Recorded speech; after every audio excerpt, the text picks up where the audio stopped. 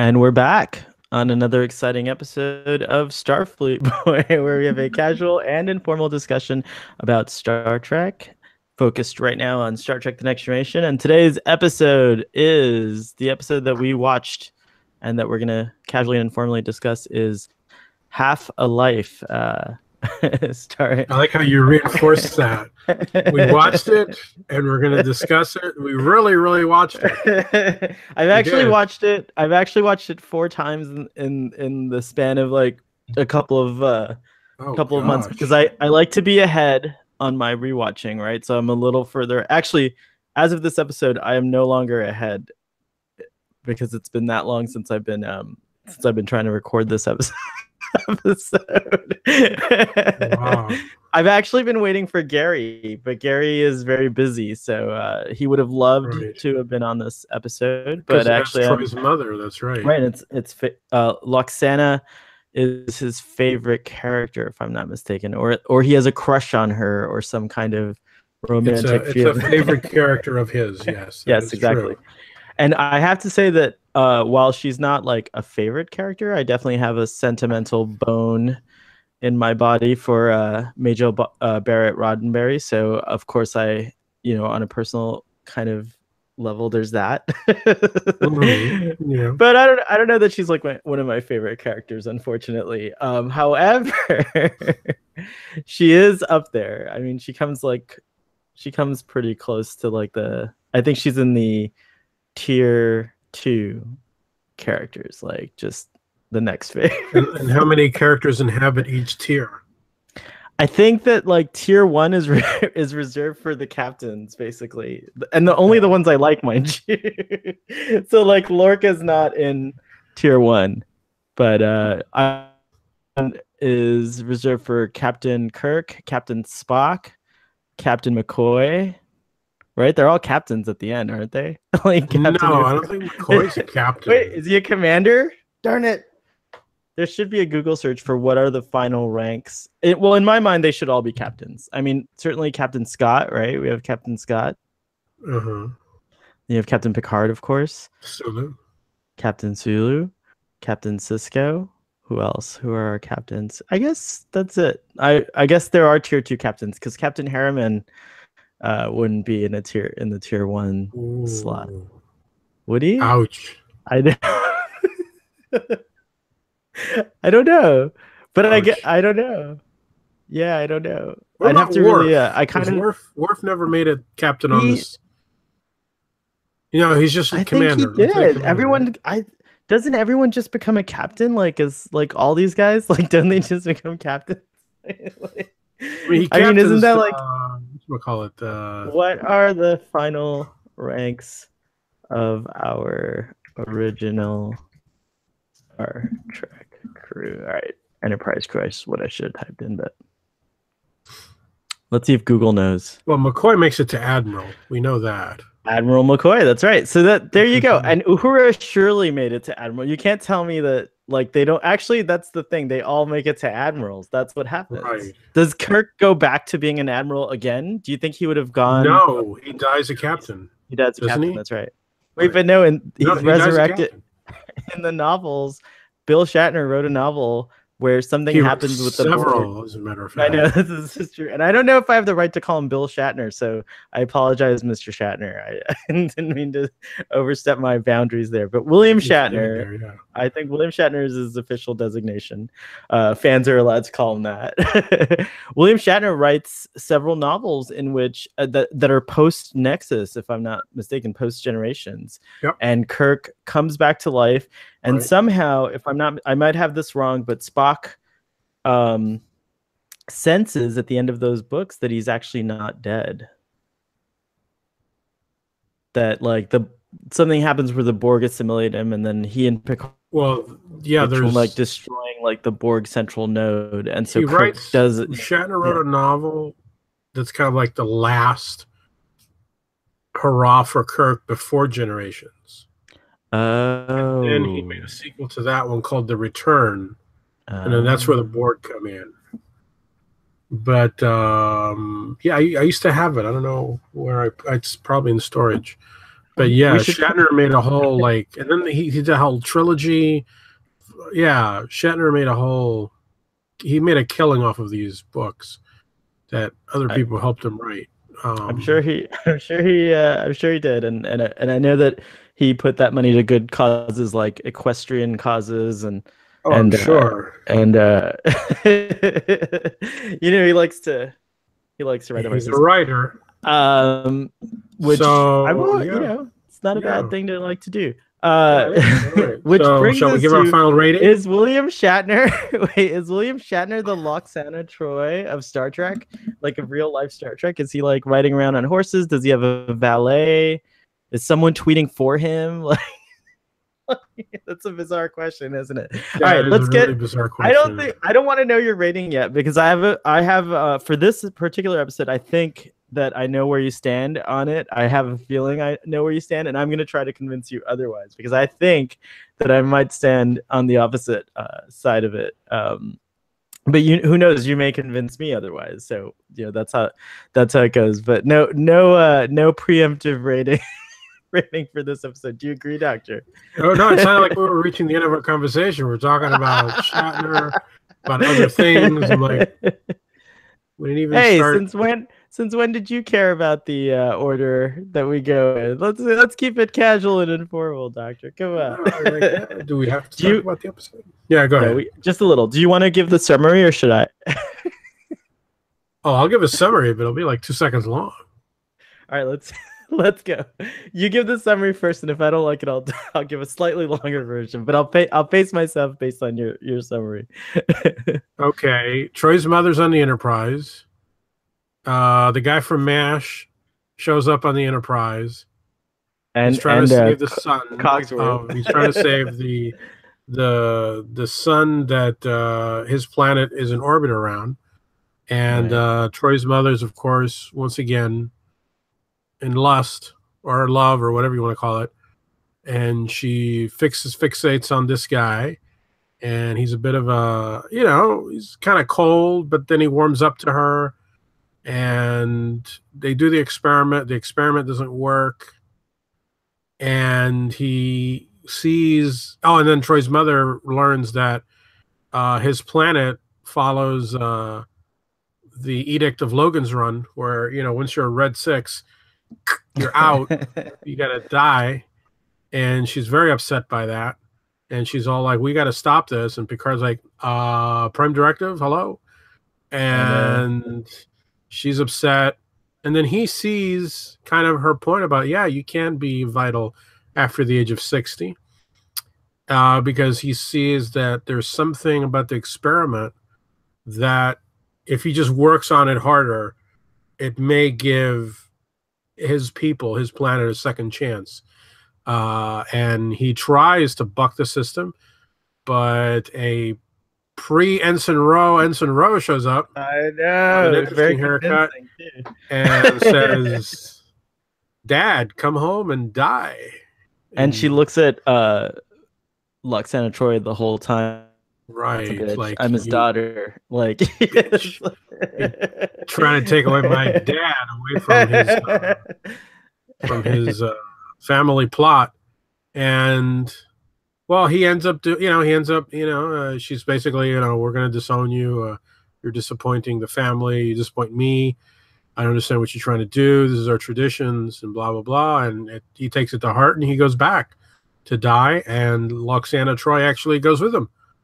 And she kind of comes to an understanding about, other planets have other traditions. And does the planet survive? Who knows? Maybe some future Star Trek show which chooses to be in the future will show us. We can actually have Michelle Forbes reprise her role if we're lucky. She may be close to the age of her great hair in this episode, I have to say. Yeah. Well, she looks stunning in this episode. I think she's a stunning person. But also, I was really surprised to see her because I had completely forgotten that she was in it until like the couple times ago that I saw it. And then when I was rewatching it today, I was like, oh, I gotta see if the doctor's excited about I was that surprised. too. I didn't remember. Yeah. I think it shows that maybe the show kind of, with certain actors that it wants, they'll kind of give them they'll come on, they'll do a guest shot, and they're like, you know what, we really like that person. Let's bring them back as somebody else. And I think the actress who played Worf's love interest, Susie Plaxton, was one of them. Mm-hmm. She did Solar, and then she came back as I forget, Belar, is it? Forget what the name of the Klingon is. It's we're terrible. I don't know. Sayla. It's Sayla. No, Sayla is. She's also the Vulcan. What's her name? No. Hold on, let's look up Susie Plaxton on IMDb. But before we get too distracted, casual Trekkies. No, we really are. Before we get too distracted and too far into the show, I just want to say that, like, the summary you gave was actually it's over, right? Even though, wait, did you tell the ending? What happens? Like, Lwaxana goes down. Yeah, to the planet. She goes down to the planet. Yeah. Oh, you did. Okay, my memory is failing that quickly. It's like, oh no, Captain, the isolinear chips are in the wrong circuits. But before we go any further, I just want to say that recently, David Ogden Stiers, like very recently, passed away, and so here is a Starfleet boy toast. I'm sorry I didn't warn you in advance, but you don't drink anyways, Doctor. So here's a Starfleet boy toast to David Ogden Stiers, and I should take this up there. Was it recent? Yeah, it was like weeks ago. Like not even. It was this year. Way. Yeah, it was like and the official Star Trek Twitter account honored him. That's actually how I found out about it, was through that. And I had completely forgotten that he was on MASH, because I knew him and started to learn to enjoy him as an actor because of Beauty and the Beast. He played he was the voice for Cogsworth, the clock. And he might. Yeah. Okay, so, I had no idea. Yeah, he's quite a prolific actor, and one of his most distinguishing features is that voice. He's got a great voice. He's got a great voice. So yeah, he's also he was a frequent narrator on The American Experience on PBS. What is that? The American Experience? Oh. Yeah, that's that PBS series. I'm sure he was one of those voices that you would hear all the time. Well, he did voice work, and he was also in Pocahontas. He was the governor, Ratcliffe. That's right, he was. You're right. Mm-hmm. He's done a lot of right. Yeah, and then he did a lot with Disney. I think Disney really enjoyed his work, but he was also in Stargate Atlantis, another sci-fi show. Well, I'll tell you, I actually had the pleasure of seeing him in person. What?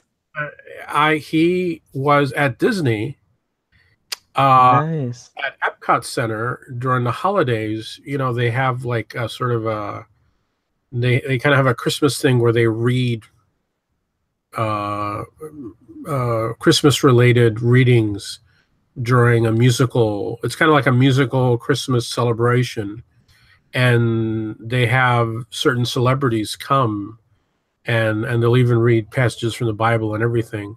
And when we were there, it was David Ogden Stiers who read. I don't know if we have any. I'd be curious to know if I have any photos of that. But he was the guy, and I was like, "Oh my God, it's the guy from MASH." Well, I pulled up the official his like IMDb thing, and he's got an immense. It's like you keep going, but he starts out, his first role in 1971 was in THX 1138 as the voice, as the announcer. No way. Yeah, so that's his first listed acting. Again, going back to a voice performance, which is pretty amazing, right? Then he was on Kojak and a bunch of other things, but his Disney career is huge. I mean, he was in Lilo and Stitch. He was in Hunchback of Notre Dame. Like, he's got parts. He occupies much of our young, younger days, I would say. And not to mention MASH, of course. Well, I mean, for me, I mean, MASH, which is one of the I think it'll still. I think even today is considered one of the great television series. It was on MASH, and growing up, he was also the frequent foil for Perry Mason in the Perry Mason movies, the '80s ones. Oh wow! He was always the guy that would face off against Perry Mason. He played a very good. I don't want to say a bad guy, but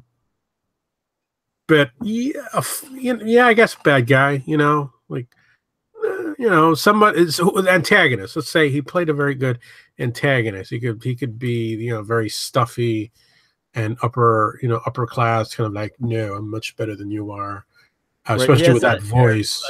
An air of sophistication, if you will, and that's a tricky, right? Yeah. It's the tricky place to be because you mentioned in your summary he comes across at first as being really cold, kind of, and like this kind of like a classic, stereotypical scientist who's obsessed with his work, and then he meets Lwaxana Troi, and I have to say that like I know that we have a lot of kind of variances between us with Majel Roddenberry or Barrett Roddenberry's portrayal of Lwaxana, because I know she's a really good actress. I mean, her other roles that she's played, but there's something about Lwaxana that just kind of like gets at your gut a little bit. She's either really annoying or, and obviously that's part of the character. But I have to say that this was the first time, and I remember this when I was young and watching this episode, but I appreciate it so much more now that I'm turning 40 in less than a month. Oh my.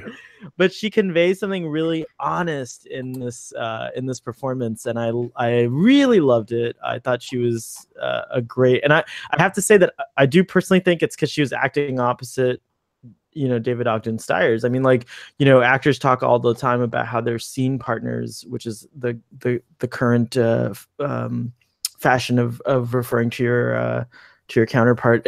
your scene partner kind of helps you with your own performance, and I think that's really great that people are acknowledging that, like, it's a symbiotic thing when you're performing in a production. It's about everyone, but I definitely recognize something different in the performance, the portrayal even of Lwaxana. There was like something new and different. Like, she really turned down the whimsiness, the whimsical aspects of Lwaxana towards the middle and even at the end of the episode. And like normally I would have said, like, like, okay, you could do that, but like, is it really true to the character? And here it makes 100% sense, and it kind of for me gives this new layer to this character where I think, all that whimsy and all that like foolishness that she likes to partake in as the character itself as Lwaxana, it's all an act in a sense. It's like her guard, if you will, to hide this real person who we got a glimpse of today, who Deanna knows, of course, it's her mother, but who the rest of us haven't been as privy to see until this episode. So that was something that stood out for me in this episode. What do you think about that? You nailed it perfectly. You nailed it perfectly. And I agree with you 100%. This is the episode that pushes the character from being a caricature to being a real, character, a real person that you can understand. And without this episode, I think Troi's mother just remains the butt of a joke. She's just one of those characters that shows up just for the funny. And it's kind of sad. There were like instances in the writing I thought was really interesting, because like it really played with my emotions in many ways, because there are a lot of like little snide comments made about her throughout the episode by everyone, like except Riker, which is why he's the Imzadi, because he really loves the mother-in-law. It's the mother-in-law. He's got to watch out. Geordi says, like, when when this guy beams aboard, Dr. Timicin is his name, the character that David Ogden Stiers plays, she immediately pounces on him in this like very like aggressive and it's O'Brien who you're talking about, isn't it? Yeah, but Geordi's the one that Geordi's there. That's true. He is there. Yeah, and Geordi's the one that says something to the along the lines of like, yeah, and he says something along the lines of like, oh, he's really in for it, you know. Right, and then later on, when Troy's mother introduces Mr. Mott, and she says something like, "Oh, he doesn't speak much," and Geordi's like, "How could he?" You know, like saying that she doesn't let anybody talk. And then Data's silent, but I have to say, Brent Spiner's facial expressions throughout the episode are just priceless. Whenever he's like kind of like whenever Geordi or someone makes these comments, Data genuinely looks like confused. Like, should I be saying something about this, or is this one of those moments where they're gonna say, "Shut up, Data"? Shut up, Data. Just shut up, Data. Picard does it in this episode, and even Troi. Again, another thing about this crew being so seasoned, this troupe of actors, I should say, being so seasoned by this point, there's just like these little moments that like enrich the episodes. And I think this is where Star Trek starts to get like in some of these episodes, I think where the performers are allowed to kind of show off a little bit. Star Trek can get really interesting, because the scene on the bridge, which is kind of funny, where she's like calling Worf Mr. Wolf or Wolf, and then he's like, "Don't touch that. That's the torpedo launcher button," or whatever, And then Troi comes on the bridge with Riker, and she and Lwaxana immediately goes for David Ogden Stiers' character, Dr. Timicin, and again gives him her full attention, and she and then when she walks away, you could tell Deanna's like trying to apologize, but he's enamored of her. He's like, "Your mother is an extraordinary woman," like in that deep, beautiful voice, and she's just at once she's like, "Oh, this guy's genuine. Like, he really likes my mom." But then she goes from that like happiness to like concern in like a beat. Like, it's just so perfect. And I'm like, oh my God, this is like where you really get the idea that these people do love her despite herself, but they actually know that her character's a little over the top. So which is a really interesting thing. And I think that's like, again, why this is probably, I'm gonna go so far out on a limb as to say this is the quintessential Lwaxana Troi episode. This would be the one that like I would show someone. I'd skip all the other ones and I'd go to this one for Next Generation. I don't remember what comes ahead even deeper than this. I would also include the one where it turns out she had a child before Troi. Oh, see, I don't remember that one, so I'm excited. I'm gonna get to that one again. I know what you're talking about, but I just don't remember the details. That's right. And then she has another great series episode on DS9, which we've already with Odo, which we've already talked about on Drunk Space Nine. So right, that'll be interesting. I think we were really obsessed with the different states of Odo in our drunken states. So that one. I think this episode's better. I think that one, I don't know. I've always had issues with that one, but no, I think she did a really good job in this episode, and I give her credit, the actress, Majel Barrett, who maybe didn't have the career she could have had because of being married to Gene Roddenberry. Maybe being married to Gene Roddenberry took her in other directions. Of course, David Ogden Stiers. What can I say? I mean, the guy is he was a class act, a legend. And kudos to Next Generation for showing an older couple. Of course, that was the whole point of the episode. But showing an older couple, in love and kissing and everything, which, I think. I mean, I'll take a shot at Star Wars right now. I still say Force Awakens, one of the things that disappointed me the most is, Han and Leia, the great love story of Star Wars, and they give each other like these little tepid hugs. I'm like, that doesn't make any sense. And I think it's because there is sort of like people are like, ew, but they're old and they shouldn't do things like that. I don't think. And yet here we have, I mean, let's face it.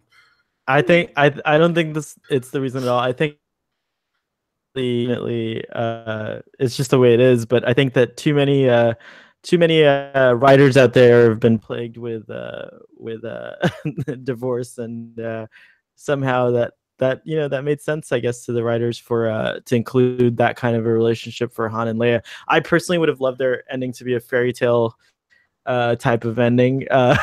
Also, if we're gonna go there and talk about it for a second, but who's to argue? It's not going to go the way. I can't argue with fan fiction. It's not going to go. I know Star Wars ended with the Return of the Jedi. We have other fan fiction now, but whatever. Back to Next Generation. This is not going to go the way you think, audience. This is not going to go the way you think. Not at all. No. I think you'll be surprised by my rating, sir. Oh wow! Okay.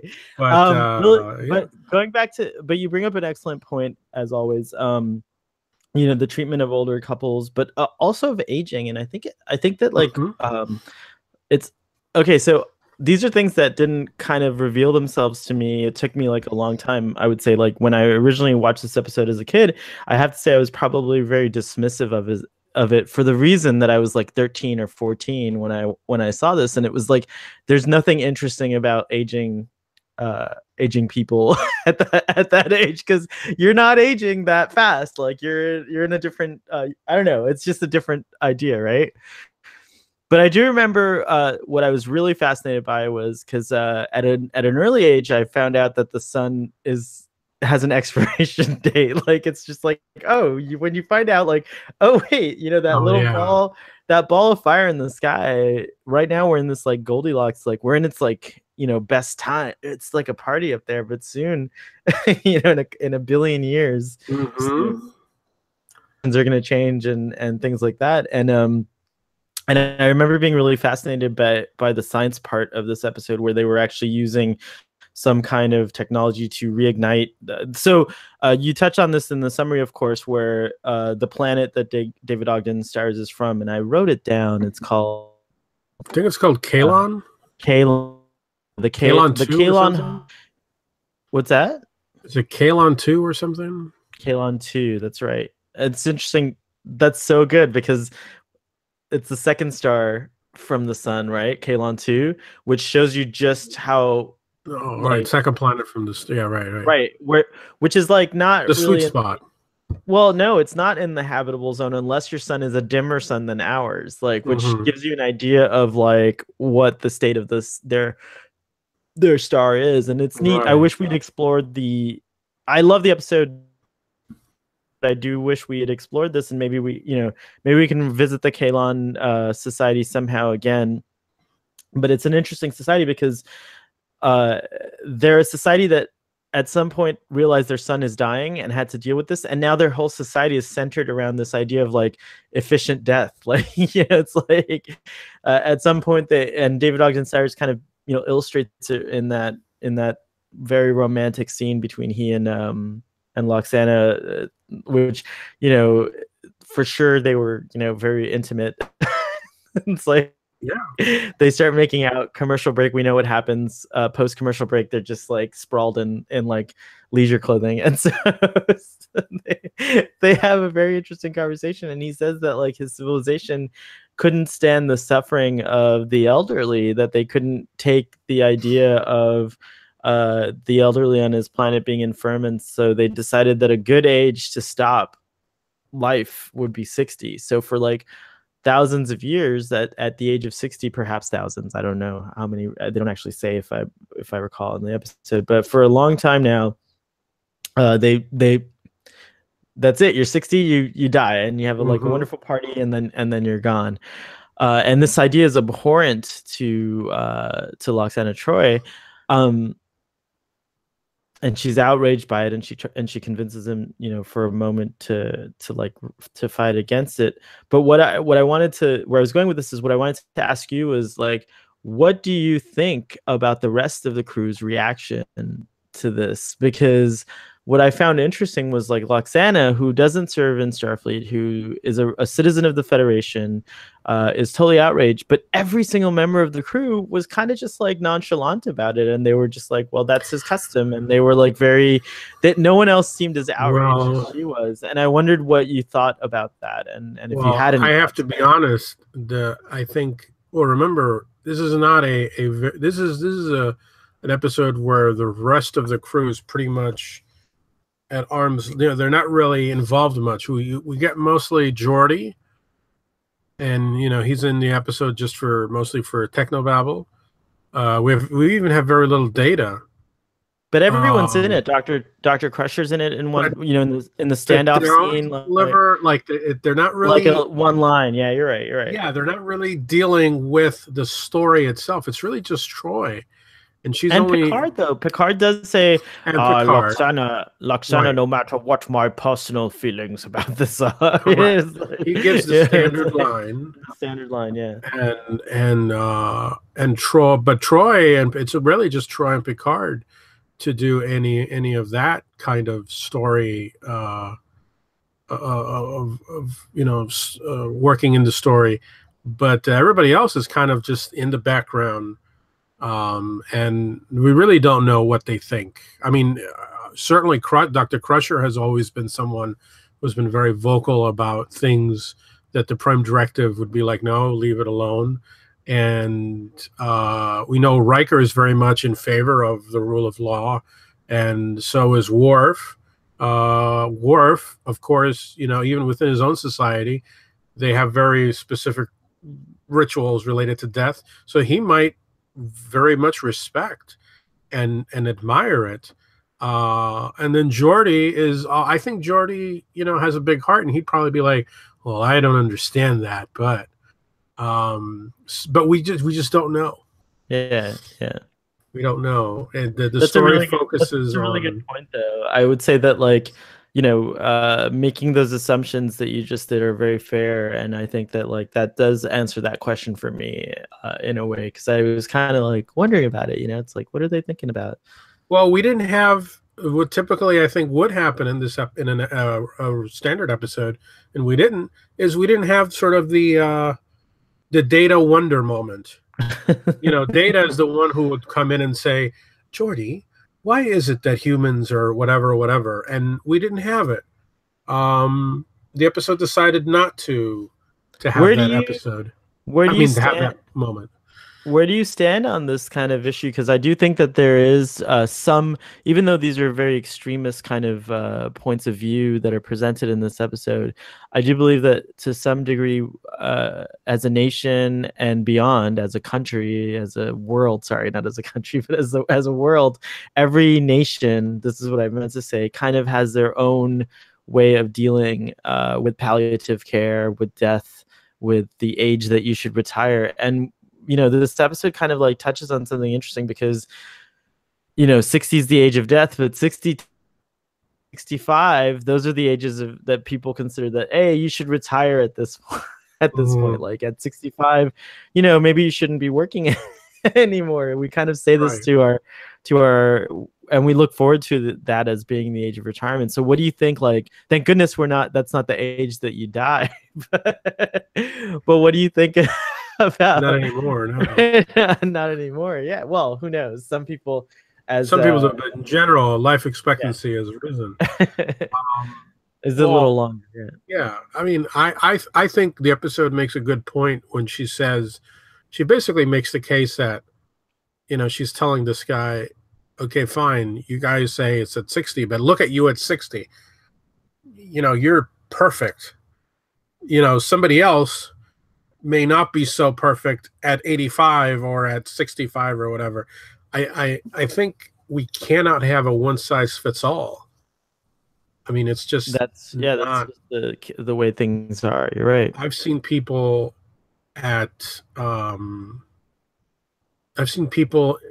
in their 90s.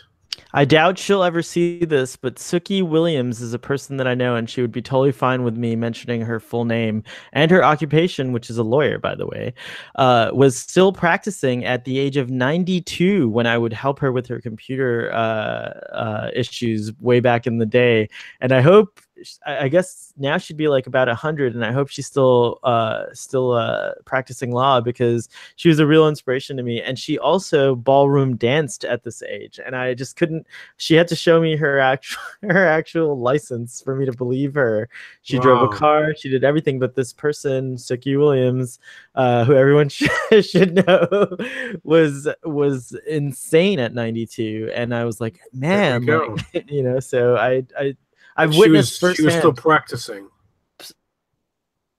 You know, at that point, what she liked to do. Yeah, and she waited. She said to me, she said, the one unfortunate thing is I had an opportunity to learn about computers and get into computers in my 50s, I think she said, right? And I said to she said I was stubborn. I said I'm never gonna need that infernal machine, but unfortunately, a system that she couldn't access any other way that relied on computers. So at the age of like 86 or something, she went and started learning about computers. But unfortunately, with all her prowess, that was one thing she couldn't tackle on her own. So she adopted me as her computer guru, and so once a week I helped Suki Williams organize her files and all these other things that she needed. She basically needed a computer operator.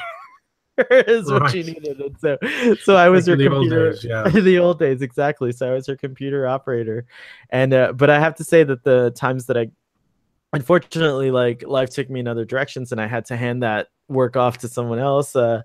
But it was a nice time when I was there.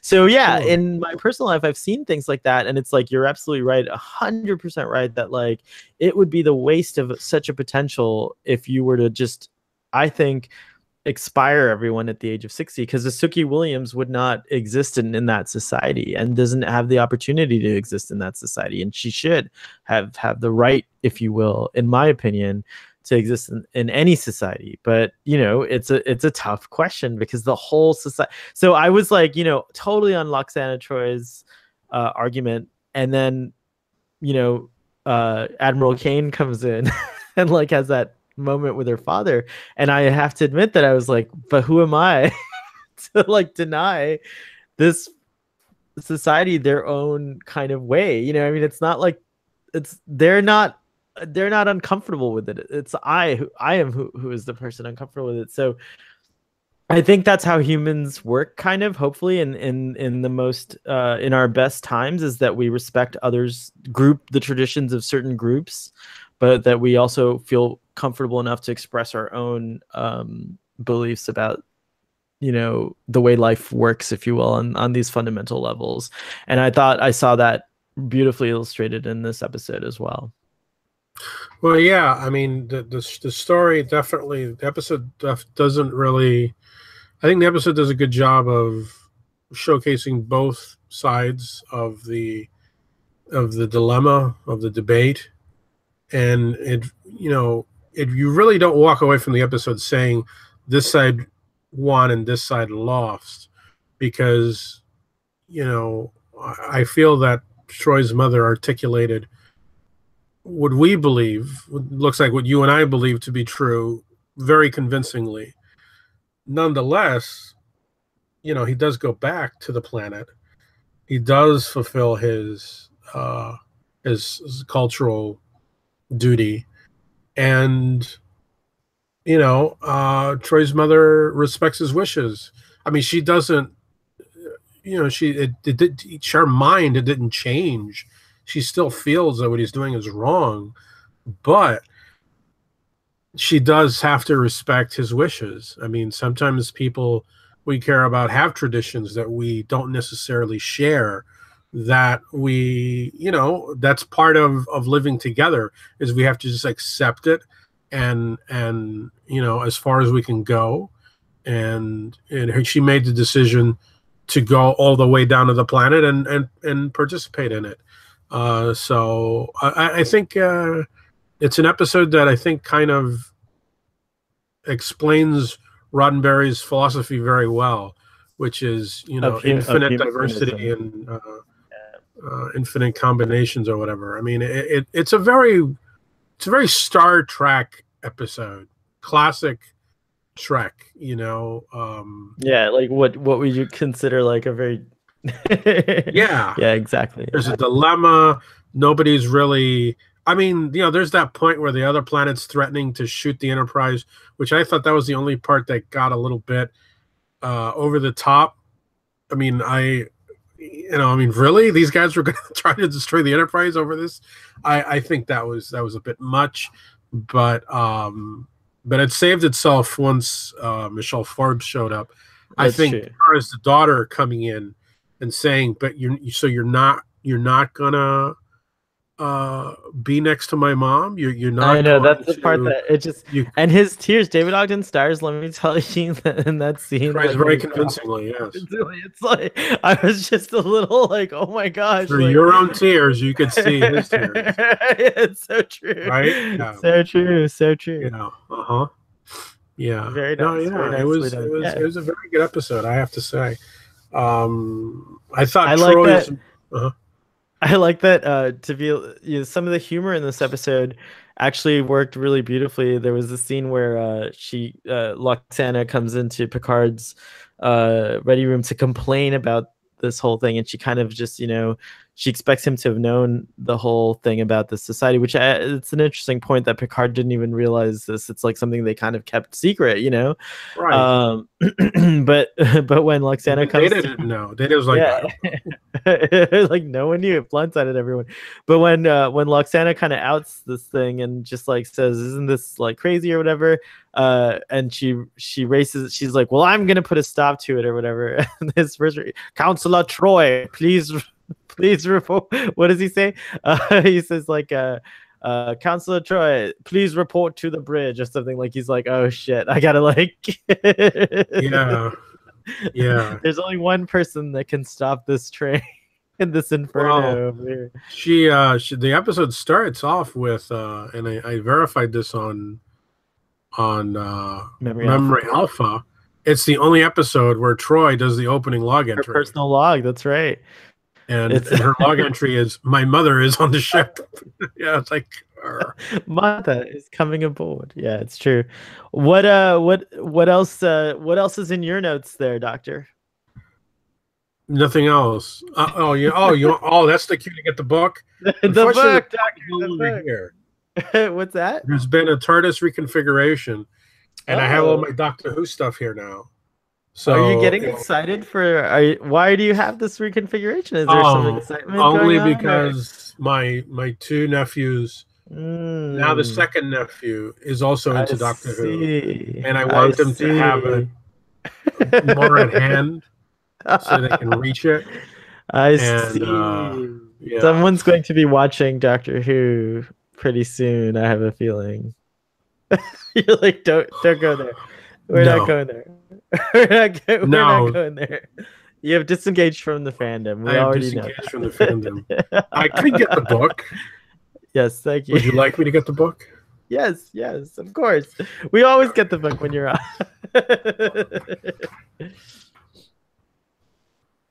There he goes to the space that the Doctor occupies looks small, but it's actually bigger on the inside.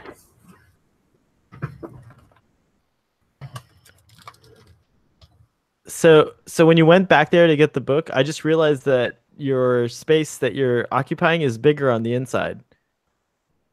Yeah, it's a TARDIS. By the way, I'm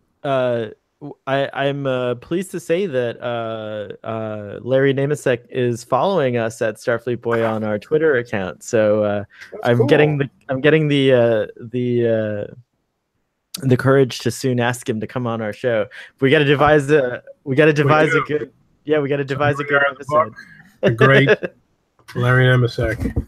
The great Larry Namasek, yes. And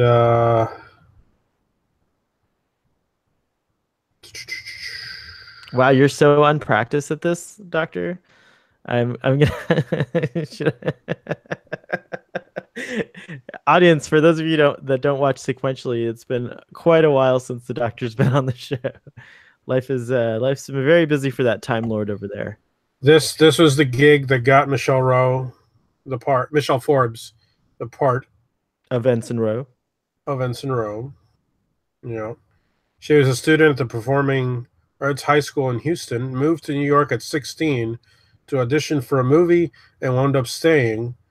Previously, wow. she had worked on The Guiding Light, which was a noted soap opera at the time.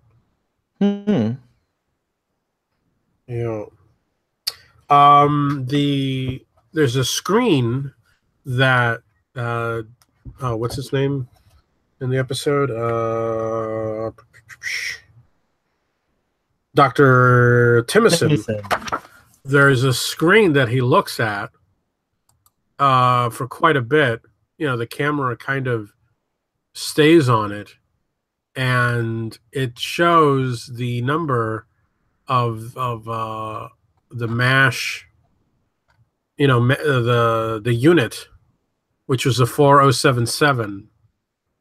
There's a composite sensor analysis 4077, and that's a nod to MASH. Nod to MASH. That's cool. Yeah. Which, by the way, we can't talk about MASH without mentioning the obvious, that also another famous character, Barkley, is a MASH alumni, and Dwight Schultz was on MASH. You're so dumb. He was on A-Team. No, he wasn't on MASH. No, he was on A-Team. Are you sure? He was only on A-Team. Yes. Hold on a second. He wasn't a regular on MASH. No, but he was on it, wasn't he? But not as a regular. But he was on David Ogden Stiers was a regular. Right, but Dwight Schultz was on MASH, though, right? I mean, he may have been a guest star. It's possible, but I'm probably confusing Dwight Schultz. Are you confusing him with Alan Alda? With Alan Alda? Why would I confuse him with that? I don't know. I don't know. I don't know where Dwight confuses. No one confuses. Alan Alda for anyone else. I'm sorry. All right. Apologies. Dwight Schultz was never on MASH. That was my imagination. I was mashing the A-Team and MASH together. You were totally. Sorry, I didn't mean to interrupt. For that, you'll have to sing the theme tune of MASH. Da da da da da da da da da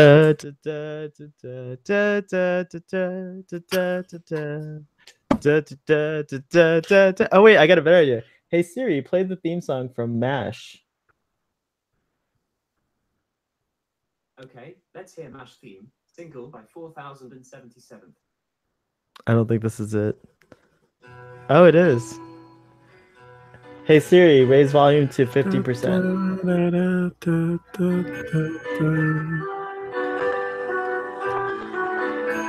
This is our MASH moment.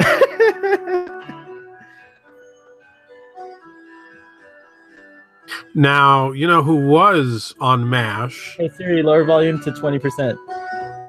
And was on Star Trek. The original show was, of course, Sally Kellerman. She played in the movie. She was in the film MASH. She played whatever her name is, Hot Lips or whatever. Oh, okay. Which, not on the show, on the movie. So maybe that's what you're... I totally... No, I'm 100%... No, I'm confusing. I thought Dwight Schultz was on MASH for a second. It was just like a Starfleet boy brain fart. It's just because I love... correct you on that. I love Dwight Schultz. That's why. He's in everything, as far as I'm concerned. He should have been in Ready Player One. He probably is somewhere in the background. Anyway, somewhere. Go on. Well, I think we're good. I think we can give this thing a rating. I think so. So I would like you to go first, or would you like me to go first, Doctor? You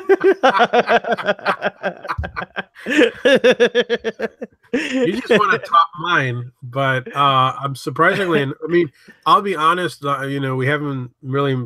You know, it's like I said. I think it's a classic Star Trek episode, and in terms of story, it's not an episode I would go out of my way to watch.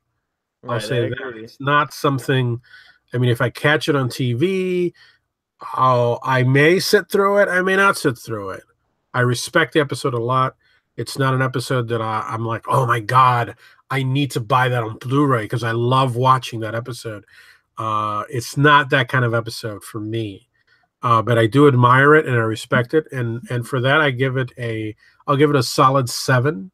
Nice. That's actually way higher than I thought. Because it is a very good story. It articulates the theme very well. but it's not, you know. And when I say 7, it's like borderline 6.9. It's a solid. It's a 7. It's a 7. You gave it a 7. It's a 7. Database boy, whenever he's hired, will log this as a 7. He's got a lot of work. I know. We've just a little before I give my rating, just a little Starfleet Boy update. We've exceeded 100 episodes, so we've been broadcasting. We can be syndicated. We can be syndicated. Can be syndicated. Oh my God, was syndicated? Was 100 episodes the syndication? Yes, that's the magic number. Wow, we're syndicated. We're just gonna say we're syndicated because that's what's happening. So, right. Yay! And what then was the other 100th episode? It was. I have to go online for this because I'm such a bad host.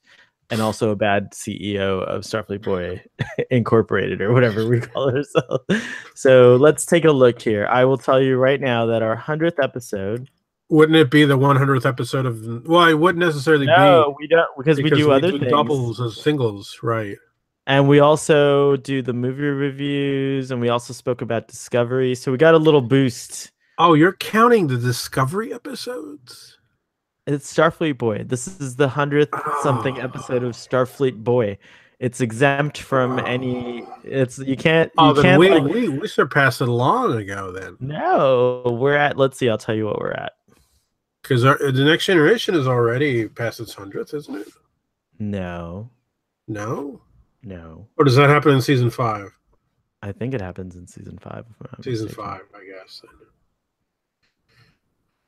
Hold on, there's a way to find out. Wow. What episode? It's always when I publish them. Here we go. That it tells you. Now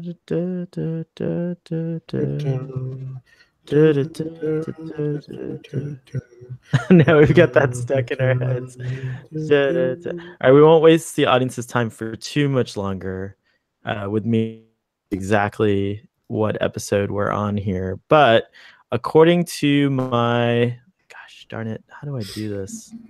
Can you tell I'm really bad with this technology on YouTube? It's not the best thing. Well, okay, I'll have to admit, I'm on the beta program for their Creator Studio thing, so it's changing like every week. So there's a lot to catch up on, and I haven't been very good at catching up on it. Let's see here. So as far as videos published are concerned, we have, come on, why aren't you giving me this information? While you're looking for that, I'll mention that this episode was nominated for an Emmy for Outstanding Achievement in Music Composition for a Series. And that nomination was for Dennis McCarthy. Of course. Of course, of course. Good old Dennis McCarthy. He is great. Indeed. What other facts can you regale us with? And I still haven't given you my rating, by the way. No, you have not. I don't know. There's not many more that are very interesting to share. So just to here, you'll have to do some rough math here, Doctor. Ready? Okay, so just in our Star Trek Next Generation discussions, we've reached 92 episodes. So there's 92 TNG discussions. There's 15 Star Trek Discovery discussions. So that's already 107. There's 10 specials. And then there's 5 film discussions. So 117 plus, let's see, 6 more. Wow. Okay. So yeah, we're like into the 120s, 122 or 123 episodes. I'm also proud to say, and I'd like to take this moment, if you've made it this far into our episode, to welcome aboard all the new subscribers. Last time you and I spoke, Doctor, I think we were celebrating 100 subscribers, which was pretty awesome for our channel. And now we're at 164 subscribers. I know. Sure. Yeah, it's pretty cool. So that's a little channel update, little Starfleet Boy excitement. Yeah, it's pretty cool. Now the podcast does insane numbers that I'm not going to go over here, but I'm always exceedingly I'm impressed whenever I tune into this. I've never listened to the podcast. Well, you like to watch it on YouTube. That's why we have the options. We've got the YouTube and we've got the podcast. So it's great that I'm able to provide those options, that we are able to provide those options rather. And so we'll continue to do so as long as we can. And on that note, I can't help it, Doctor. I have to give this episode a 9. What? Yes, it gets a 9. It's like a too much. 9. It's maybe it's because David Ogden Stiers. A 9. Yes, God, even when I'm generous, you're completely wrong. I can't believe this. A 9. Are you fucking insane? A 9. Come on, that is crazy. So I agree with your. That is for like the best. You're ranking this right below Best of Both Worlds. But it's not Best of Both Worlds, right? You're ranking it right below it because Best of Both Worlds is a 10. It's in tier 2. What can I say? It's in the second tier. No. Tier 2 is like where I am at 7 and 8. Tier 1 is 9 and 10. I mean, what it could be a sliding. With you? I'm not gonna let you do this. You cannot give it a 9. Doctor, and I like not going to go the way you episode, but I cannot let you 9. I can't go lower. I've given my rating. Do you want me to justify it? Shall I go on further with my notes here that I haven't gotten into? I'm just shocked. I really am. I don't know. I don't even know what to say anymore. What do you think Gary would have given this episode had he been on here? I don't even think he would have given it a 9. I think he would have given it a 10. I really think Gary would have. I think he would have been rational and reasonable like I am and say it's a very good example of Star Trek. It's an episode that I would gladly show someone who's never seen it, but it's not something I would seek out like I do a Best of Both Worlds or the episode with the little worm things and people or anything like that. I mean, there was no action in this episode. The rest of the crew barely does anything. I mean, you're basically endorsing Lwaxana Troi, the series, is what you're doing. You're not even endorsing Next Generation. You're this is ridiculous. Which, I by can't the believe way, you're giving it a 9.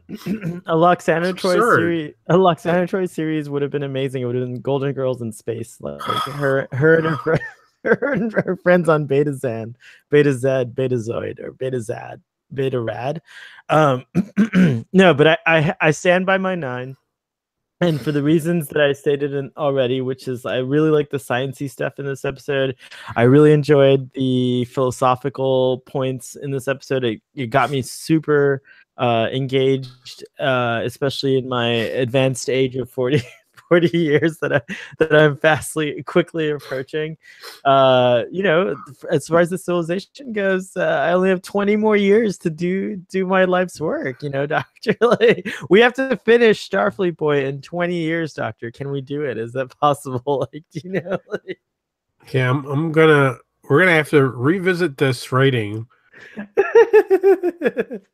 years after your 40th birthday, because you're feeling some kind of I am feeling a little sentimental. Like thing I'm probably having what is known in some circles as a sirima. No, I'm just kidding. That's what you're having actually right now. But I can't believe you gave this a 9. Maybe what was the last 9 you gave? I don't know. I don't have a database. Did you give Cupid a 9? No, I did not give Cupid a 9. That's a very funny episode. It's a damn entertaining episode. I seek that episode out. I can't believe you gave that a 9. I'm like, how many did you give it? Hey, you gave it a 7. I thought you were going to give it a 4. Like, your trend with Lwaxana Troi. I'm being honest, sir. I am not letting. But it's Okay, doctor. If you must really learn to govern your passions, doctor, because they're gonna be your undoing. If you recall, you're the one giving 9s. If you take a minute to recall, doctor, when we have a database for you, I'll be able to confirm this. But in general, your ratings are far more conservative than my ratings are in general. I give honest ratings. Okay, I'm giving you the most honest rating that I could. My rating is very honest. You weren't going to give it a 7, but you thought I was going to give it a 4. So now you got to up mine you should by the factor of 2, and you give it a 9. I asked you if you wanted me to go first, and you chose not to. Next time, you should always go first. You should always let me go first, and it would have been the 7. And then we would have been united for once. But no, you have to up mine by a factor of 2. This is a disgrace. A disgrace. I can't handle this. I always multiply my repair estimates? Yes, you always multiply your repair estimate by a factor of 2. This is unheard of. Wow, I didn't think that there would be so much controversy at the end of this episode, but again, this episode did not go the way that I wanted to, that I thought it would. So 9. You were right about that. I have a serious question to ask you. Since by the way, we're doing something different. This episode is immediately going to get published on the podcast, so it's actually relevant to the internet will break immediately when it's more like the equivalent of someone stepping on a twig in the middle of the Amazon is what will happen. Okay, sure. It's a great analogy. But that's but it will happen. But I will be there to hear it, so it makes a noise. Anyway, what's happening? We're live now. We're online right now. What I wanted to say is there's a couple things. We rarely go off topic this far on Starfleet Boy, but I do want to endorse. I want to say to my audience, and I'd be curious to hear what you think of it, and I'm also curious to hear what you think of it. Is I really enjoyed. I just finished it. Lost in Space, the new Netflix series. And the reason that I bring it up is because the whole time I was watching it, yes, there are definitely flaws in the writing and the story, and like sometimes it can get a little, off, off on the deep end there or whatever. But overall, I think the show is a success, and I just, I was starting to change my mind about Star Trek Discovery and the visuals, and I was just starting to accept the Klingons, and I was just starting to like kind of get like, I was just starting to be like, you know what, it's time, it's time to just put the gauntlet down, forget about all these things you're attached to, and like give Discovery all my heart, right? I was just about to do that, and then Lost in Space comes along, and the production value is insanely amazing. It's insanely great, as my hero Steve Jobs, one of my heroes, like to say. It was insanely great, and yes, the ship doesn't look anything like the original Jupiter 2. Actually, no, it looks a lot like the original Jupiter 2, but it's in the same vein. It looks a little more like the Millennium Falcon, but the science in this show is great. The effects are bright in a way that doesn't look, but the show is still moody and dark, if that makes any sense. And I think this is a flaw with Star Trek Discovery, is they've taken this idea of darkness to like the nth degree. And I'd love to see Star Trek CBS, if anyone affiliated with Star Trek CBS is listening to this, I would just just a little random twig in the Amazon advice over here. Hire some of the folks on the production crew, especially the visual effects crew of Lost in Space, and bring them into Star Trek, because I have a feeling that you'll be very pleased with the outcomes and the reception from the fans if you do that. So that's my little tidbit. my advice to Star Trek Discovery moment. Any thoughts on that, Doctor? Well, I didn't finish the series. I watched the first episode, and I enjoyed the first episode. We spoke earlier in the week. I didn't know you'd watched it when you were growing up, Lost in Space. Yeah, I did. I did not. I did. I can't say like I was I can't say I was like a diehard fan or whatever, but I really enjoyed it. I think my sister, I'd have to ask her, but she was really little, but we were just like, I remember sitting in front of the TV and watching it with her when we were really little kids. It was Where did you watch it? It was on TV at the babysitters. Like my babysitter. Did they have cable? They had this is information that I don't think I cared about at that age, but but we had babysitters growing up because my poor parents had to work full time, and they left it up to this particular babysitter left it up to me to decide what TV we watched. So I would always ask for science fiction. So we watched Buck Rogers when we were kids, and we watched Star Wars, and we watched Lost in Space. So she just found these shows for us. But Lost in Space, they were tapes? No, they were on TV. If I'm not mistaken, it was syndicated. The happy word that we're now at, we're syndicated. They were syndicated still. So I think they might have been on the major networks like ABC or even perhaps ABC or even perhaps NBC or one of the. It could have even been Channel 33. Do you remember what was that? See, that's why I'm puzzled and I'm intrigued, because I mean, you and I grew up in the same city, so.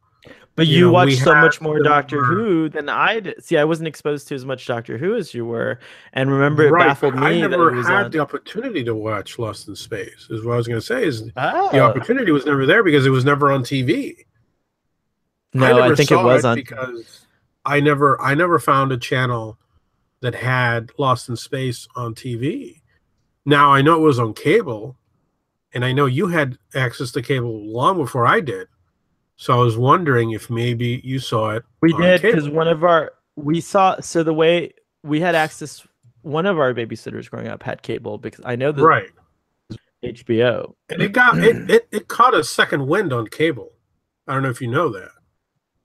On early then cable. that could have been how we watched it. But I was too how the signal came to the television, if that makes any sense to you. No, I know. I was like, I can't tell you where it came from, but it was on the boob tube when I was growing up. I watched it, and that's why I was surprised when you said that you saw it when you were really young. I was like, oh, okay, I used to crack up. Dr. Smith was the funniest thing in the world. He was such a hilarious character. And, I would say that he's the archetype for characters like Baltar on, he's like the origin story. It's a very similar type of character. I don't know, the saboteur turned friend type of character. But I remember Dr. Smith. I do remember, of course, Will Robinson, because that's Danger. Will Robinson, Danger, Robot, the original Robot. And if I'm not mistaken, as a child, I had a little toy version of the robot that somehow my babysitter or my parents had gotten for me. But those are all things lost in memory now. See, that's funny because I know. Well, I have a robot from Lost in Space toy as well, but I got it much later in the 90s. My knowledge of Lost in Space didn't really start till that 90s movie, the one with Gary Oldman as Dr. Smith, and I loved that movie. I saw that. Yeah, I remember enjoying that film a lot, and also I enjoyed it too. What's his name from Friends is in that too. Joey, and he plays this character that's pretty funny in the new. They've kind of cast a similar type of personality. Or they've kind of decided the character is this personality, I should say. Is there that character in this for Don West? Who's Tom West in the new show? Don West. Oh, you haven't seen him yet. Well, he's in the second episode. Yeah, I think so. Let's look it up online. So you're done with the whole series? The whole series. Wow. It ends in a really cool way. I don't want to. It's too soon for spoilers, I guess, but I don't want to give it away, but I would say that, like, I'd be curious if any of you audience are also enjoying the show or not enjoying it. You could let us know in the comments in our YouTube down here below. I know it's a little weird to talk about Lost in Space on a Star Trek thing, but Now I know how Gary felt about the Orville, because I didn't feel it for the Orville. I'm not gonna like talk about the Orville on Starfleet Boy unless I have to, but I wouldn't mind having a little side discussion about Lost in Space as you get further along there, Doctor. We can maybe do some Lost in Space updates in our future discussions. But just to answer your question, the actor who's playing Don is Ignacio Cerrichio. No idea. I don't know who he is. For Bones. Oh no, Nearly Departed. Bones, the final season. The Wedding Singer, The Young and the Restless, so soap opera. American Dad, Zoe Ever After.